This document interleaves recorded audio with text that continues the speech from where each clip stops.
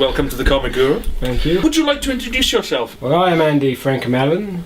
Mr. Alien, as he's known, actually. By yes. him. And I write things and edit things and do all kinds of things. Yes, I've heard all the rumours. In fact, I've spread most of them myself. Now, the important thing I have to ask you, sir, is where did it all begin? I've been writing since I can remember.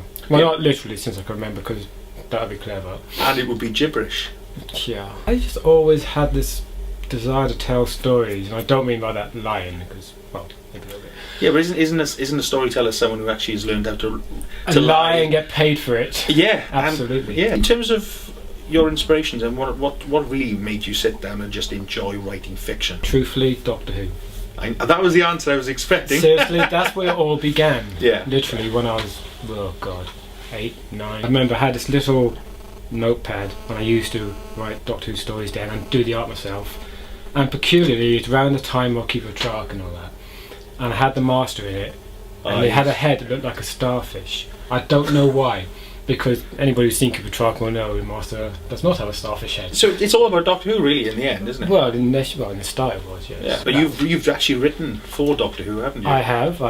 In varying capacities. So come on, start at the beginning. What's your first? My first professional. Yeah, exactly. In terms of Doctor Who fiction, I started with a fan fiction series. This was back in 2001, and that was, quite successful. It built up quite nicely. Started off as, a bit rubbish actually, but as it got on, we got some professionals involved, and the storytelling got better and better, and we learned a lot of stuff. At one stage, you were working on the second series of the Jane Smith audio. Yeah. Where did you start working with Big Finish, or at least potentially working with them? My first Big Finish gig was in 2004. So I started there. Gary became aware that I write. I actually quite intensely never mentioned it to him, because I didn't want to become one of these people who try to get their first gig because they know somebody. If I'm going to get my gig, I want to get it on my merit. I used to be the same, but in the end I found blackmail was much easier. And I'd known Gary he liked your work, basically. Well, he became aware that I wrote stuff, and I asked him, why did you ask me? Because I've never mentioned it to you.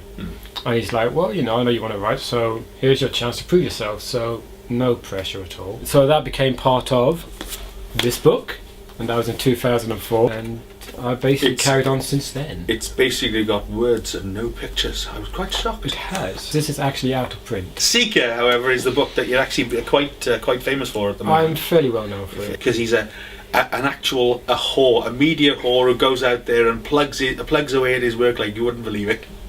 But it's good. It's been nominated for the Rainbow Award, and basically incredibly well written, fun read, and a genuinely different take on vampires. That's your novel, though, isn't it? This is me. Yeah, everything that I've always attained to in terms of writing, Seeker and indeed the Garden Saga, will be it. From the very beginning, this has been something you've planned. Yeah, and you've written it as your magnum opus, sort of. Pretty much, actually. Yeah. Everything. Well, not everything you need to know about me is in it, because that's nonsense. But there's a lot of me in this book. It's supernatural fiction. I didn't want it to be labelled either way, because the whole point of the book is it's not about the stereotypes, it's not about the boxes that we put sexuality in, it's just about people are sexual, people are complicated. Question is, the Jake effect.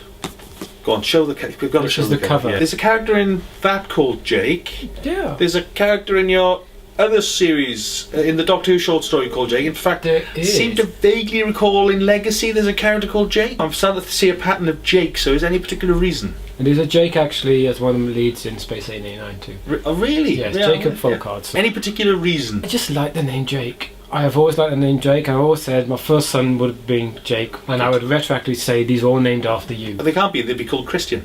Not you. Jake you. I'm not Jake. I expect your pardon. So what's in the future? There's some interesting projects Okay, I'm currently working on, right at this particular moment in time, I am slowly working on book 2 of Seeker. I'm also working on a book for this American publisher called Crossroad Press, which is part of their Scattered Earth series. And of course, Space 1889, that's something you're working on at the moment as well. I am very heavily involved in that. I'm obviously series editor, but as the creator Frank Chadwick always says, series editor doesn't do justice to the amount of work I have to do to get this thing out there. Tell the audience, explain what Space 1889 is. Space 1889 is steampunk. It's science fiction set in the Victorian age. Imagine if mankind were out there in space, but with the Victorian values and ethics. British Empire, being great that it was, actually being great but in space. Not just conquering little nations like India, but actually Mars, Venus, Mercury. We play with the scientific knowledge of the time, which is obviously very different to what we know of Mars and what we know of Venus. How do you want the audience to view you once they put your work down? Hopefully it's just someone who entertains, who tells a story, and who knows how to use English correctly.